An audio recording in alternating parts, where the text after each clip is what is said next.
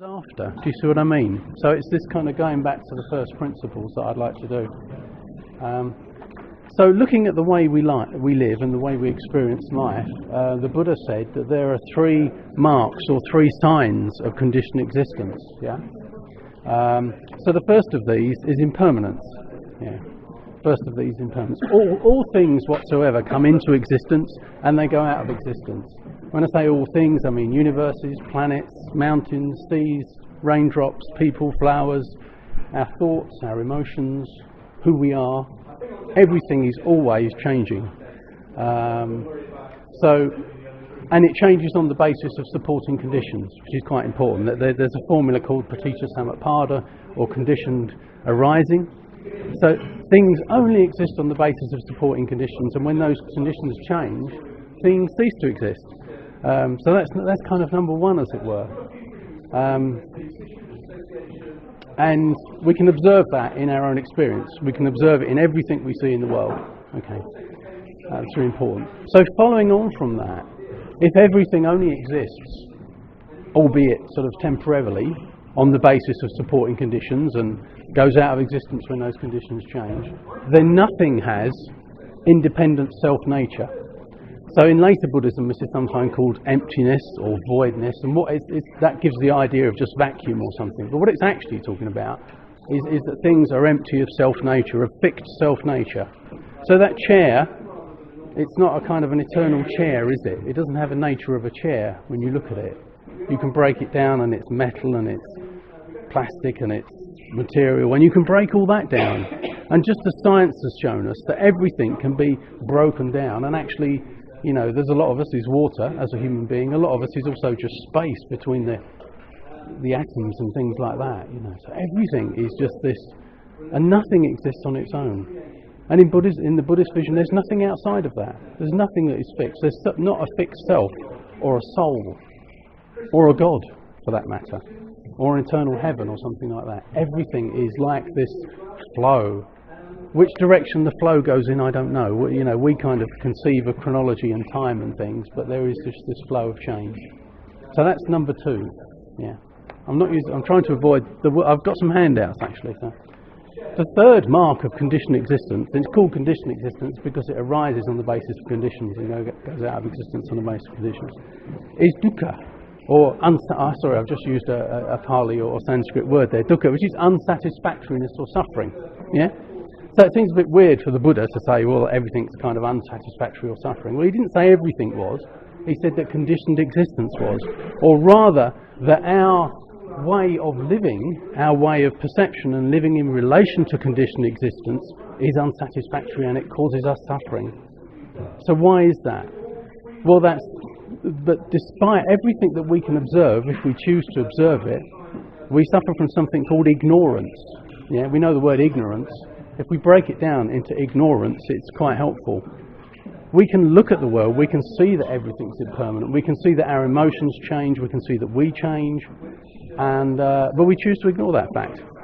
And we choose to try in our lives to build little castles in the sand, you know. We might want to be 21 forever or something. Or we believe that if we can just get all the right stuff, with me it's guitar amplifiers, you know. If you can get all the right stuff in our life, and move all the stuff that we don't want, the wrong stuff, out of our life, then our life will be happy, you know, forever, as it were. We're seeking that eternal happiness. And we think we can do it by arranging the world. We might not think that on an intellectual level. We can see through that one fairly quickly. But on a deep level, we believe that. And part of that is that we're trying to bolster this idea of a fixed self that we have, which the Buddha says we don't have. We're trying to bolster that, and there's all sorts of reasons for that, which I haven't got time to go into today, but we're trying to create this world of our own. So if we do that, what happens? If we seek happiness by trying to arrange this world, which is always changing, yeah, on the basis of the other two marks, then we're going to constantly be unsatisfied. Yeah, we get the latest thing, yeah? The latest whatever, but it's not the latest after a few months or a few years. It's a few weeks. So we need the next latest. If that's what our happiness is based upon.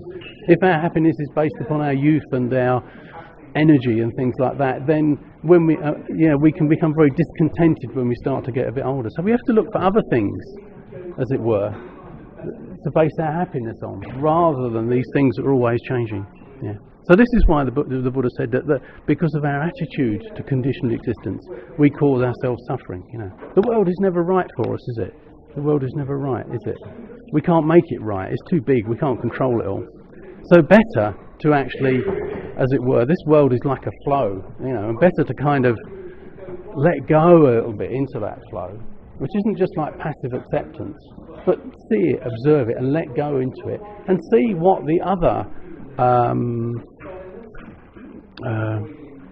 what other things arise from that vision of reality. Yeah. So we think about impermanence, and people go, "Oh, Buddhists are always on about death. It's all about endings and things." It's not at all. Impermanence is birth. It's life. It's change. Without impermanence, there's no life, is there? There's no springtime. There's no babies. There's no puppies. There's nothing. You know, there's no change. There's no maturity. There's no wisdom. There's no knowledge. Hateful people can't become kind. Depression can't pass. All of these things are impossible without impermanence. So when we look at impermanence, you know, it's about endings, but it's about arisings all the time. So we can steer people to looking at it that sort of way.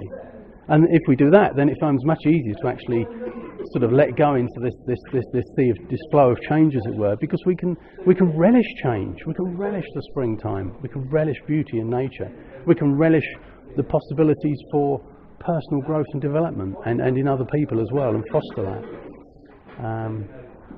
And it's because, so that's the impermanence thing, but if we look at the non-fixed self idea, we might think, you know, well, that leaves us a bit adrift, doesn't it?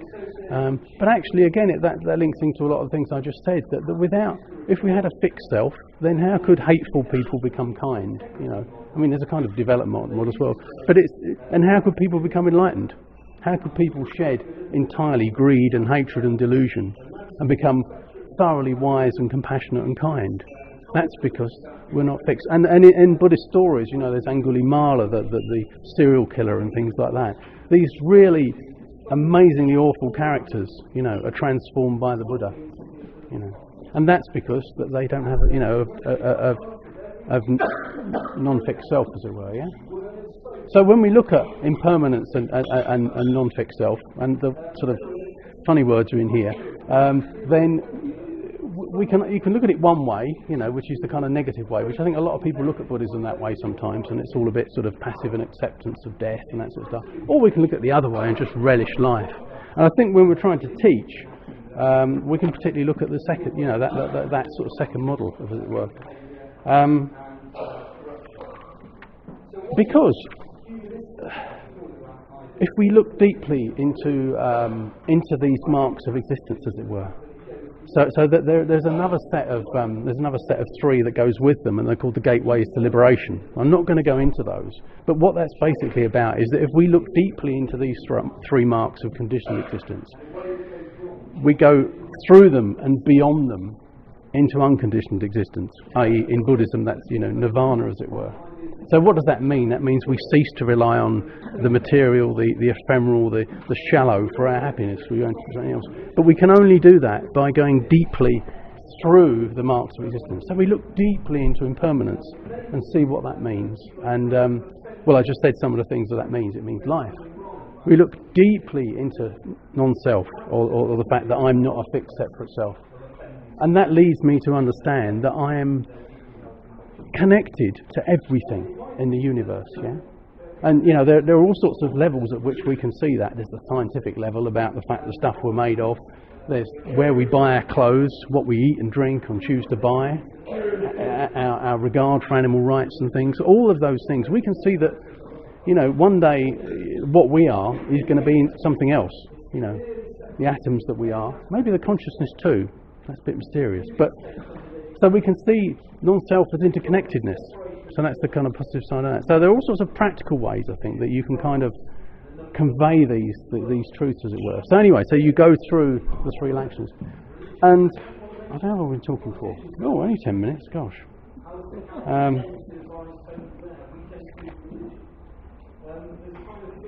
So I'll take questions in a little while. So those three marks of conditioned existence: impermanence, non-fixed self of anything, and dukkha, or unsatisfactoriness or suffering. And by looking deeply through those, they become, there's another set of words that I don't have on my tongue, tip of my tongue at the moment, but they become gateways to liberation by seeing deeply into those. We can see deeply into our own dukkha. If we see that, we, I guess most of us, probably all of us, have had the experience of buying something that we've been, looking in the catalogues or online for ages. Yeah, this has got all these features. I'm going to get this, and there's an inner feeling that when I get this, it's going to be like rays of sunshine, oh, bliss, and all that sort of thing. And we do. And for a little while it is. It sits there in the living room or sits wherever it sits, and it is. But after a while it's just got some dust on it, and it's not the latest thing, and so we can look at the fact that whether do impermanent things actually, all of these things actually deeply satisfy us. So that's my beautiful idea, as it were, from Buddhism, which I think is and from that you can flow into, dukkha is it's the second noble truth, isn't it? So sorry, it's the first noble truth, but the fact that we suffer, from so it all weaves into the noble truths as well. So the Buddha says that the first noble truth is unsatisfactoriness or suffering, and then he says that's because of greed and hatred and delusion. And that goes back to what I was saying about actually the greed is pulling stuff towards us in the world, and the hatred is pushing stuff away in this effort to set things just right, and the delusion is that we can set things just right, you see. So it links into that, and then it links into that if we can go beyond that, the third noble truth, we can attain a state which is unconditioned or nirvana, and be not tied into all those things. And then the fourth noble truth is how we go about doing that. So these lakshanas, you really need them as the kind of underpinning to see where other things go. But there's a sort of a second sort of bonus beautiful idea that I'd like to give you, and to make clear from Buddhism, and that is that the Buddha's teaching isn't necessarily and what we find in Buddhist scripture, it's not the same as we find in other scriptures, for instance, so in Islam or something like that. So the Buddha's teaching isn't it's not revelation, it's not revelation from on high that you just take. This is the word of the Buddha, therefore it's absolutely, that's it, I'm sorted, So it's not revelation. It's neither is speculative philosophy. I think sometimes people go, Buddhism, it's just philosophy, isn't it? Well, philosophy is what it's thinking about stuff and actually coming up with ideas through. What the Buddha's saying, Buddhism, to practice the Dharma, to be a Buddhist, is to go where the Buddha went. It's to go exactly where the Buddha went. It's to understand this stuff. It's to be this stuff, the Buddha's teaching, with all of our being, from our toenails to our hair, and the deepest recesses of our consciousness, as it were. So what the Buddha's teaching is about, it's not revelation, it's not philosophy, it is the path. He's saying, this is what I've discovered. If you wish to do this, if you wish to become enlightened, if you wish to move away from suffering, you do this yourself. Don't take what I said as being, gospel, but, you need to try it and test it, as it were. So there's a different quality to and I'm not saying it's better or worse, but there's a different quality to Buddhist teaching, as it were, which I think, and I guess that's another thing, I'm just trying to get across to people who teach already. It's not quite the same. And in a sense, going a bit further, I was just reading something recently, put it very clearly, the path is the goal. As we live the Buddhist path, as it were, if we're living it on the basis of Buddhist ethics as best we can, if we are meditating and becoming clear and calm of mind, as it were, and if we're practicing kindness and compassion and patience and wisdom and courage and all those other things, there are times when we are Buddha, as it were. There are times when, but we're not irreversibly so, like the Buddha was, as it were. So the path, when we're living the path, it's not a path that you kind of have to traverse for 100 years before you get there. There are moments on the path, and there are glimpses on the path, and it's progressive, as it were. That's probably a bit too much. I probably clouded things saying all that. So I've got just a couple of minutes. I wanted to read this or not, actually. So I wanted to finish with a poem, because I think Buddhism is quite poetic, and sometimes Buddhist teachings I find are communicated by poets very well. So this is by a guy called, and I've got this on the handout, so this is a guy called David Brazier, who I don't really know of, but I've come across the poem. And I think if we were in a room on our own, I'd suggest a moment's silence before I read it, just to settle, but I'm going to read it anyway. So, actually it's a bit long, but so just take it in as best you can. Breathe deep, breathe deep. The air fills my lungs, and then my blood receives this grace, by which I live a few more moments. My every cell replenished with every breath. A part of me departs, and something new is put in place. The rice I ate yesterday, where is it now? In my muscle, in my bone. The juice we shared, where has it gone? In our arms and legs and all. Last month, the rice waved in the sunshine, in other lands, in the low floodplains of the Mississippi or the Irrawaddy. And the fruit trees hung, and the fruit hung on trees in Cyprus, Sicily or Spain. And before that, their substance was in the soil, was in the air, was in the seas, waiting to be gathered up and soar up into the highest reaches of the sky, waiting to become rain. You and I are mostly water. Last year, most of us was in the ocean. We circulated together in the Atlantic or the Pacific perhaps, for we are mostly water. And that water was lifted by sunshine heat and by the impact of photons cascading down, beating upon the ocean's face. And every photon comes from the sun, from the belly of the star. You and I were stars last year. We chased each other in the turbulent heart of the sun. So who was it who lived in your house last year? And where will you be next week? Who is your true friend and who is your foe? And who will you be next year? Breathe deep, breathe deep. This air is me, and this air is you.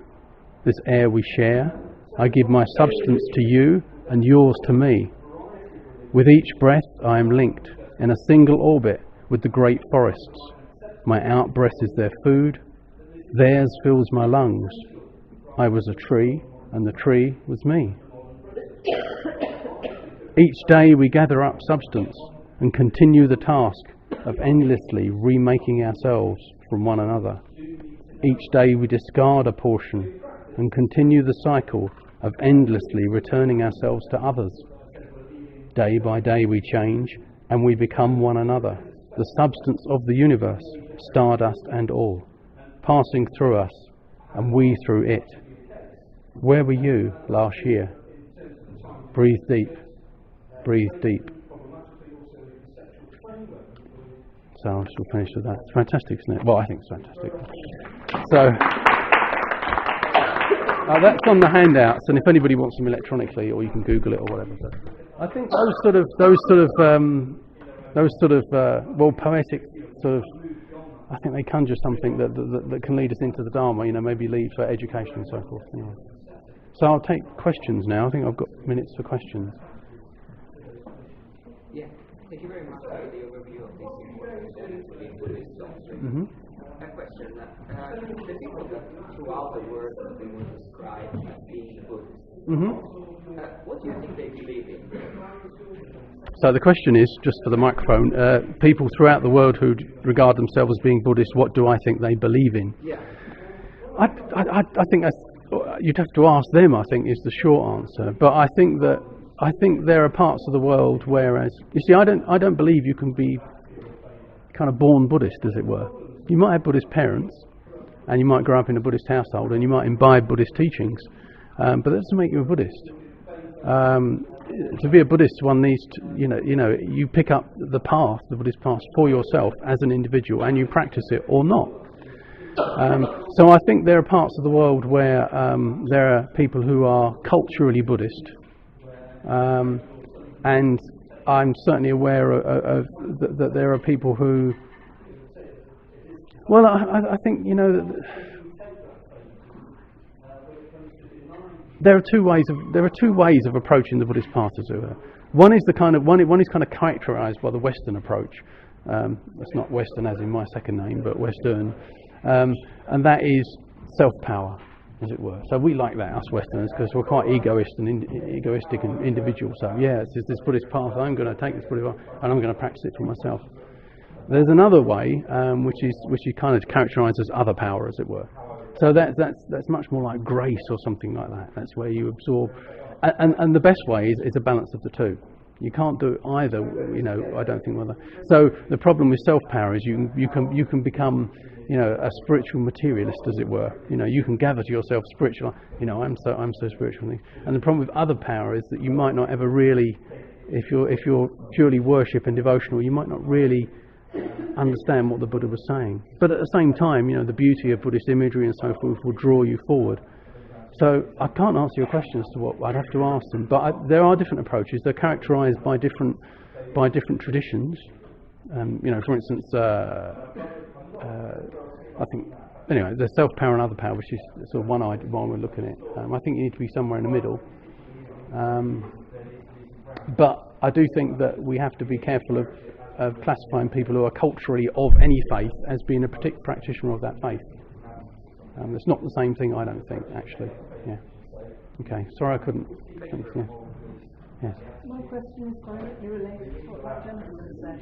Every time I go to a Buddhist country, I see people focused on worshipping Buddha. Yes. And yet when I study Buddhism, when I teach Buddhism, I do it very much in the way that you were talking about. And I find it really hard to reconcile what I'm seeing in countries that are culturally different Yes. with what I'm being taught Buddhism is actually. Right, yeah. So that's really good. And that's something that Deborah and I have talked about, the fact that actually you can take one particular teaching in a faith and without the context, it's a bit isolated, as it were. So I communicated a teaching which is perhaps slightly intellectual and things like that, but I worship the Buddha. I do devotional things as well. And the reason I worship the Buddha as the Buddha, as the enlightened human being, as my teacher, of the not as God, no, as a discoverer in this, as my potential, as the potential of every human being, and Buddha as a principle in the universe. Enlightenment as a principle in all those things. But I worship that through the figure of the Buddha. I love the figure of the Buddha. I love the historical Buddha. And the historical Buddha. And I'll tell you why that's really important to me. And that's another thing that I think in the West we're in danger of, particularly with things like mindfulness and stuff like that, we're in danger of saying, actually, you don't need all that other stuff. You don't need the Buddha and the robes. You just need this kind of teaching about mindfulness and things like that. If you read the Buddhist scriptures, and whether that's the earlier Pali Canon or the later Mahayana scriptures, but particularly the Pali Canon, by learning about the life of the Buddha, and I think it's probably about similar with sort of learning about the life of Jesus or something like that. The Buddha was not just his teaching, that the Buddha embodied his teaching. Everything the Buddha did, his kindness, his bravery. Actually, I was reminded recently, I think sometimes think of the Buddha as this kind of slightly passive, he would have been nice to everybody and sort of character. And actually, forget that the Buddha was incisive, the Buddha was courageous, and the Buddha would actually, say to someone in the nicest possible way, he would actually stand up to people and be very strong, So that's all part of the Dharma. So what the Buddha became, who the Buddha was, the historical Buddha, for me, is a very large part of the teaching. Very large part of the teaching. And if we just look at the teaching in terms of, well, it says it like this, and we kind of can map it onto Western psychological concepts and things, we lose all that. And what happens then is it becomes something that lives up here in the top half of our body, as it were, and it doesn't live down here, and it particularly doesn't live here or here. And I like this kind of iceberg analogy, icebergs, there's a huge proportion of icebergs that's under the water, and we're like that. There's a huge, a small part of ourselves we're aware of, the intellect, and that sort of stuff, but there's a massive part of ourselves that we are not normally aware of, maybe in deep meditation, and we can become more aware of it if it becomes our practice to do so. But we need that, in order to do that, in order to change all of ourselves, we need to engage all everything else. So this is where devotion is really important.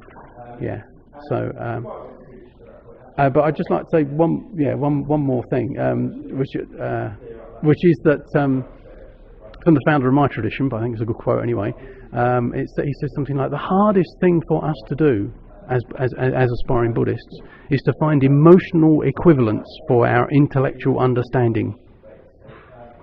So the hardest thing for us to do is to find emotional. So I know, so that kind of means is I know I should be kind, I know I should be patient, I know I should meditate, excellent. But do I do it? No, because my emotions lead me in other places. My emotions lead me into irritability and all those sort of things, as it were. So we need to find emotional equivalents for our intellectual understanding, and devotion and love of the Buddha in whatever form, or whether it's the historical Buddha or a bodhisattva figure, is one of the ways that we do that. Deborah's pointing at Barbara here, saying it's Barbara's turn, but I'll come back again and answer any more. So. One last question and I'll Yeah. Okay. about Tibetan Buddhism. It's quite prevalent. Talks about reincarnation. Yeah. Tibetan. So, is it possible to explore the notion of reincarnation? Yeah. Well, I mean. Yeah. Well, first of all, one thing is that I think I can only say a couple of points about that, really. But I can only say a couple of quick points, I think, given the time available. First of all, there's a brilliant book by a guy called Nagapriya, which is called Karma and Rebirth. That might help you. First of all, in Buddhism, we don't tend to call it reincarnation. So in Hinduism, it's called reincarnation because it's the idea of an eternal soul transmigrating from life to life. Yeah. Buddhism, we don't have an eternal soul. So you can't be reborn. How could you be reborn? Because at death, at physical death, so much of you has been lost. Yeah, so much of you has been lost. So Sadabhaya won't have another life, as it were. The Tibetan Buddhism accepts reincarnation. So, is it really Buddhism or? Well, I wouldn't say that Tibetan Buddhism accepts reincarnation. I would say that Tibetan Buddhism has a very deep faith and understanding in Buddhist rebirth, and what they believe is that someone who is an enlightened being is able, only an enlightened being is able to, as it were, traverse the bardo, the barrier between life, death, and the next life. And an enlightened being, because they're following something called the Bodhisattva ideal, they've resolved to stay on rather than to anyway. Yeah, so it's an enlightened being, yeah, basically. So when you get the Tulkus and the Dalai Lamas and people like that, so it's not something that a non-enlightened being would be able to do, even in Tibetan Buddhism. And I think I'll have to stop that one because I think it's a big hole. And if there's time, I'll talk to you at the end about it. If anybody's interested, we'll go in a corner. It's not something you can ever fully explain. It ain't actually.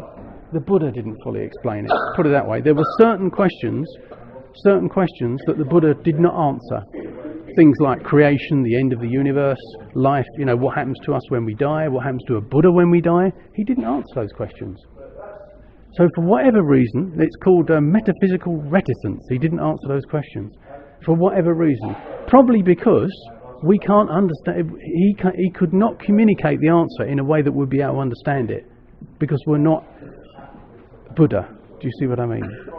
So we have to accept some of it on faith. Yeah. Barbara. Thank you very much. Stand close to the microphone. Good morning. My name is Barbara Usher. I'm here at Cooper's Coburn in Coburn School at Minster. And I've known Sadabhaya for a number of years. Sadabhaya speaks at our Interfaith Forum, which has been running since 2008. And when we were asked to come and speak about one beautiful idea, and obviously Sadabhaya takes the lead on that because he chooses the beautiful idea because he is the most knowledgeable about his own religion. I'm not a Buddhist. I'm a teacher who teaches Buddhism in school. And he mentioned his one beautiful idea as the three Lakshanas. And fortunately, for me being able to come in and address what we do in our department, Sadabhaya came to speak to my A-level students last year, and he said then that he thought that the three Lakshanas were most crucial. So therefore, when we have been updating our schemes of work, and I've been at Cooper's now for 10 years, so we've been through a number of different permutations, in the latest scheme of work, we are now putting the three Lakshanas it's more or less central place because we are tying them in to other topics. Now I'm going to give a handout in a moment, but first of all I just want to say a few things.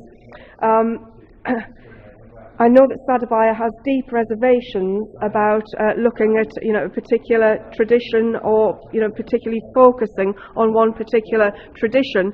In my handout I'm giving you a lesson plan which is focusing on one tradition, but the way I get around, and I'm addressing here the questions that you've just asked, the way we would get across that as teachers is that we would disseminate knowledge about the different traditions by including, focusing on one particular different tradition in different lessons, so that the children get a flavour, and they get, without us being too didactic about it, the idea that Buddhism is very, very diverse on the world stage.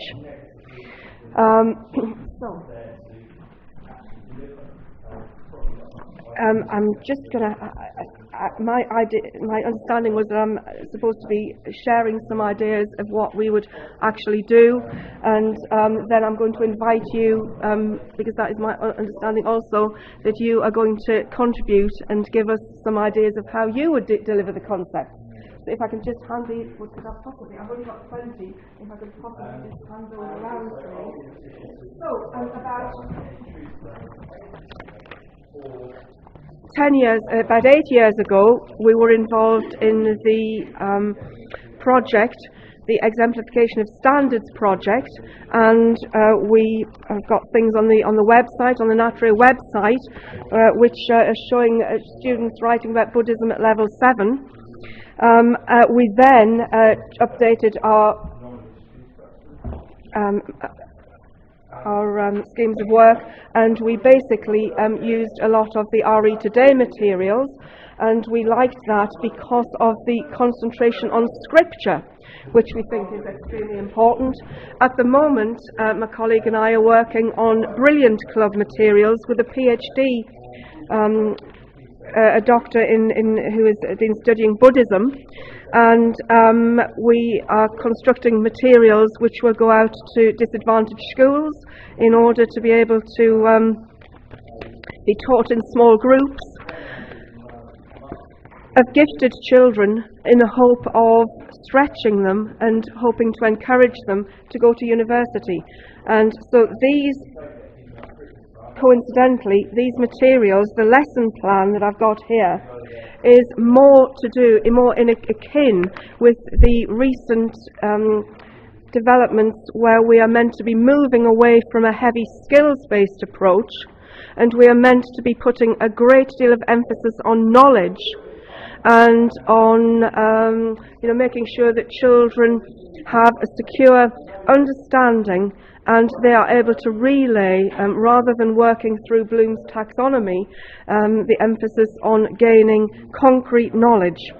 And the way we have been teaching, or the scheme of work that we have put forward, is to pin the three to locate the three Lakshanas within meditation. First of all, when I've got this lesson 3, why is meditation key to Buddhism?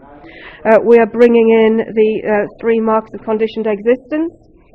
So we teach this, we then locate it with concepts the children have already been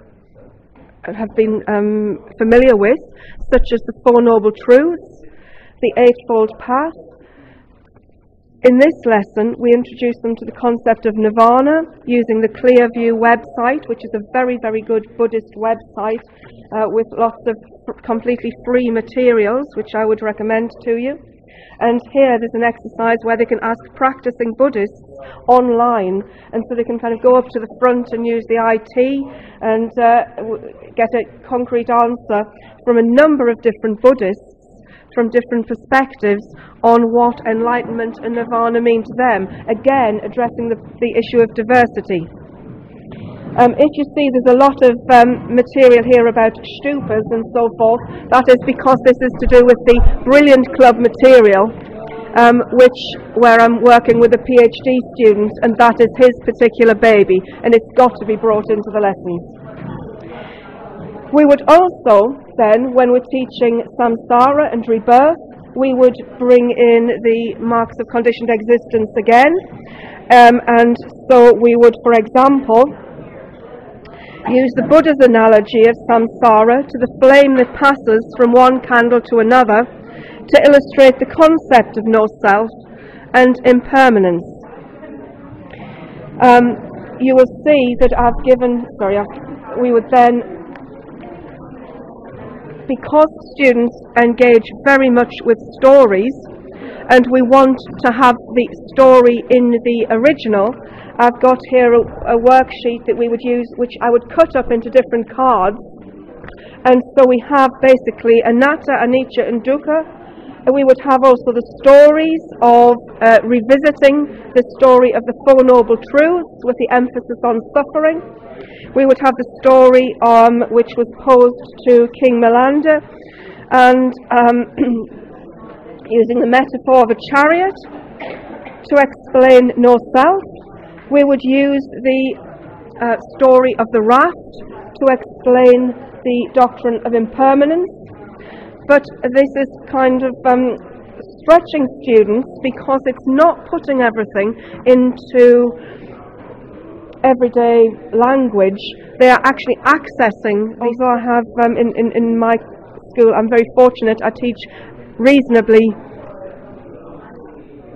intelligent, articulate young people, and even so they're stretched to access, and it really does make them think. We would then also engage with the 3 marks of conditioned existence again when we look at the dilemma of Aung San Suu Kyi.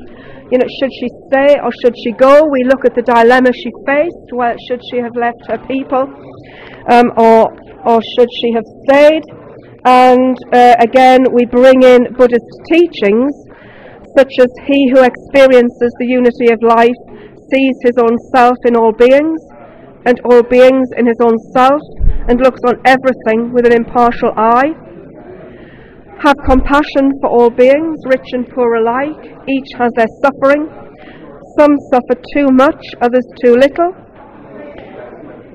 And then the poem, May I Be a Protector to the Helpless, the devotional poem.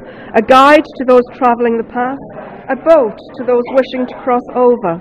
Or a bridge or a raft. May I be land for those requiring it. A lamp for those in darkness. May I be a home for the homeless and a servant for the world. And we ask the students, how did these words help Aung San Suu Kyi to come to her decision to stay with her people in Burma?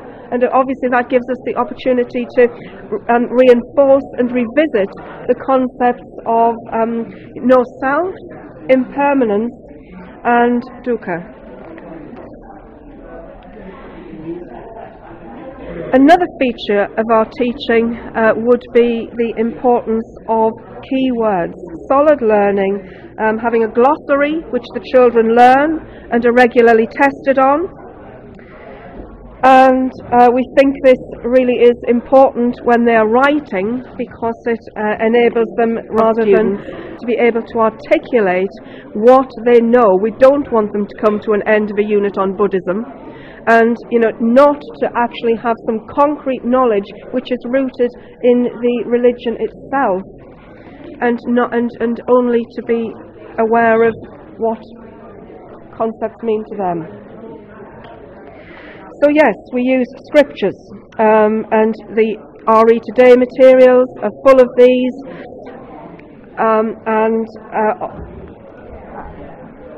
you familiar with this book? Right, for those of you who are not briefly open it up, please, because we've got, eightfold path. What do Buddhists teach about ethical conduct?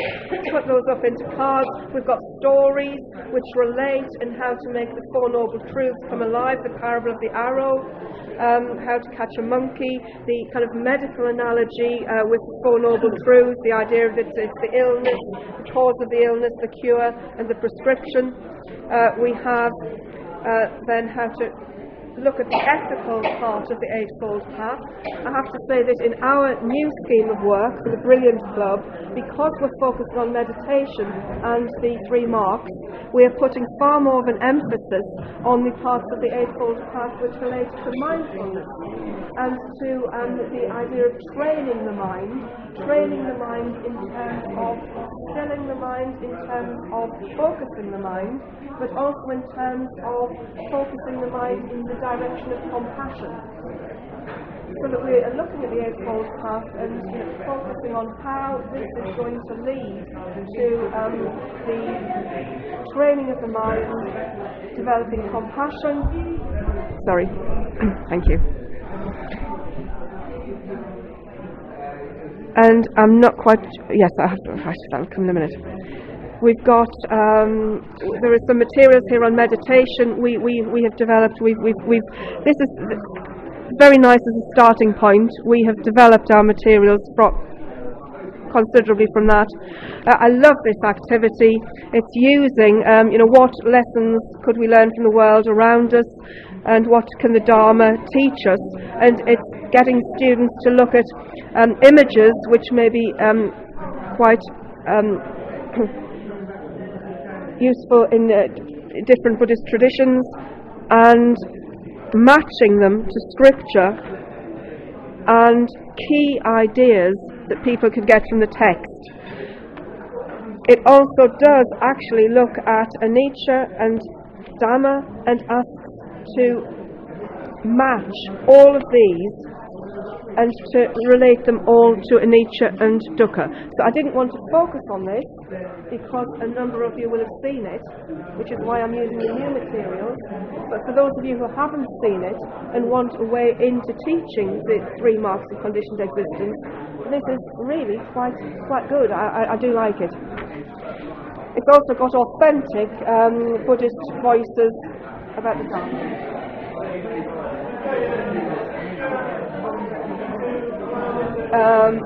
Use of scriptures, experiential RE. I love the theatre of learning.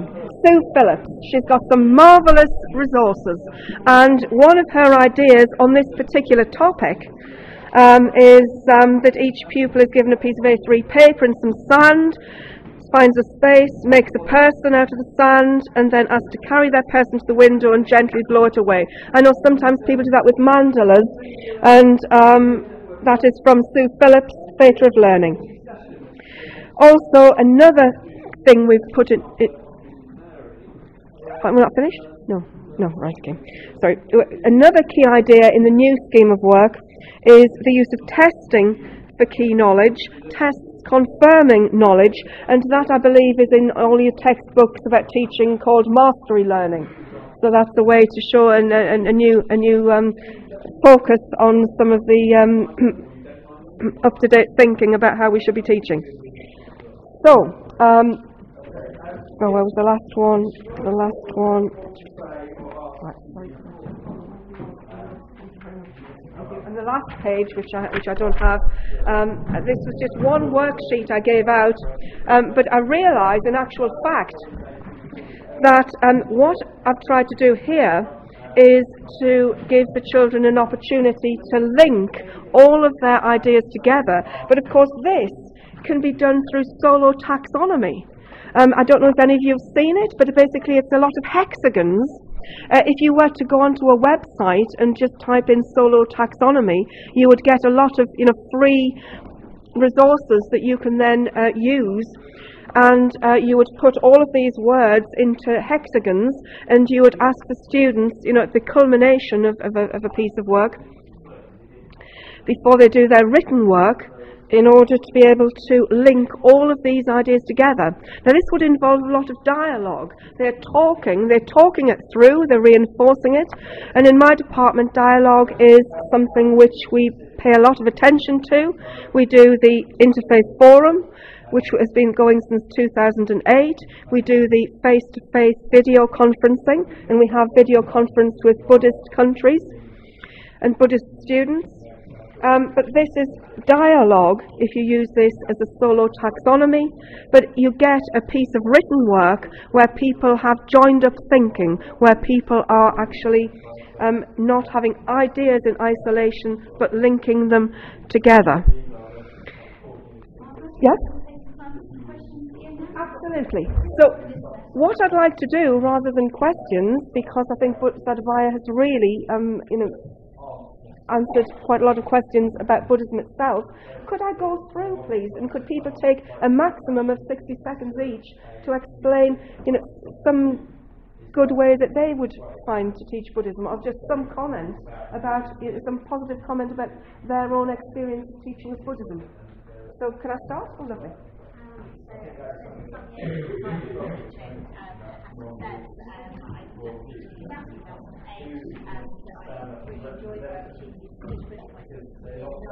Yes. And I think the two things that really worked, one was having Buddhist voices in the room, whether that was right from Yes. and actually we did the and the way to get around it, I think, is to emphasize that it is a that meditation has many non-religious benefits and is being used in many different areas to combat depression, to get people to focus, to increase attainment. It's being used in management strategies, and we get students to meditate for particularly just on the counting the breath, so that there are no religious connotations, and we emphasize that this is a non-religious exercise, and just give them an experience, because how can you come to any kind of evaluative assessment on meditation if you haven't experienced it yourself? And the children do it like that. There are so many websites where you can get also free downloads of someone else leading a meditation. It doesn't have to be that you lead it yourself, and there are so many different varieties. So what I would do is the non-religious meditation, but then I would give them an experience of listening via the websites to different kinds, yes? And we'd emphasize, samatha and vipassana and so forth. Sorry? Wild Mind's marvellous, but they've taken it off, though, haven't they? They've taken those, they've taken the examples off, which was very frustrating because I'd just written it into my scheme of work. Yes, yes.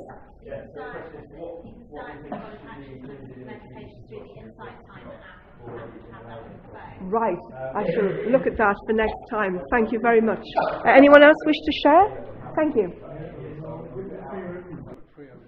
Demonstrate that with you. So the eightfold path is often also described as a threefold path of ethics, meditation, and wisdom. So ethics is practical stuff, and meditation and wisdom is another. So and actually you find that the Buddha talks about that as well. So if you're doing through Buddha Dharma Sangha with that model, you could also do ethics. Any more questions? Yes, thank you. As you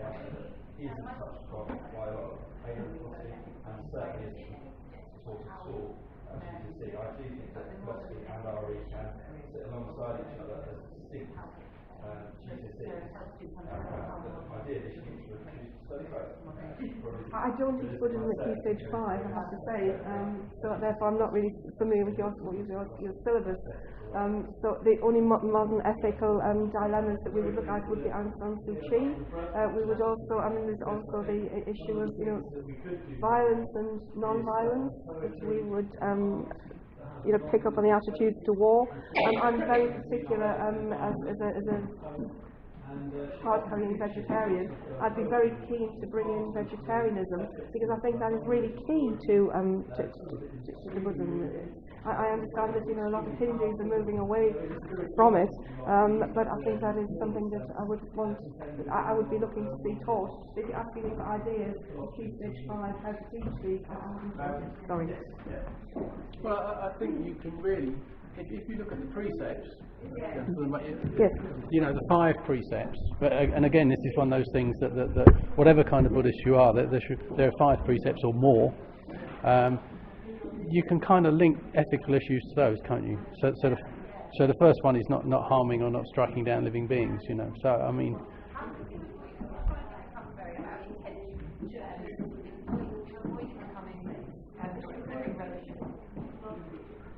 What do you mean by that? Sorry. Yeah. Such as. Yeah. Yeah. I'm sure, just like within any faith tradition, there's a range of people who pass. Well, yeah. Well, I suppose it comes back to this thing about you can take it back to the 3 Lakshanas actually, because if you take it back to the second of the ones I talked about, we are not fixed and separate individuals from the rest of the universe, as it were. Then something like vegetarianism or abortion, it's not just an individual decision, because we're not just an individual. Everything we do impacts upon the world, and the world impacts upon us. And if we see ourselves as this, and to think that, and I suppose the other thing you do with you do from a more selfish point of view, if you like, is talk about the Buddhist teaching of karma. Every action, every action of body, speech, or mind that you take, an action, is forming your future, as it were, your future self. It's not only formed by that; it's formed by other things as well, the world around us and stuff. So, I don't know how you communicate something that basically, whatever you do, particularly something as weighty as an unskillful act, I would say, unequivocally, as abortion. Apart from getting into medical stuff and stuff, but if it's a personal choice sort of thing, then you're going to carry that with you. Now, I don't know how you could communicate that, and you're not going to just carry it with you. Karma is with you for kind of, yeah. And so, yeah. I mean, I think I'd bring something like that into it, yeah, as well. So it's not. So it's just the individual thing. It comes back to this kind of Western idea of the ego and the individual and stuff like that. And Buddhism, and I think Hinduism as well, you've got this kind of, part of the core of it, I think, is dispelling that we're somehow existing in a bubble, as it were. Yeah. And if we can emphasise that interconnection, then hopefully there'll be, things like care for the environment, care for all living beings, they flow from that, and care for the future of all living beings as well. Yeah. Because that's the kind of insight, the wisdom thing. If you take that out of it and just have a Western egoistic mindfulness kind of approach, it's not Buddhism, it's not Dharma. I think I've got to stop now. My wife's telling me to stop. Thank you. But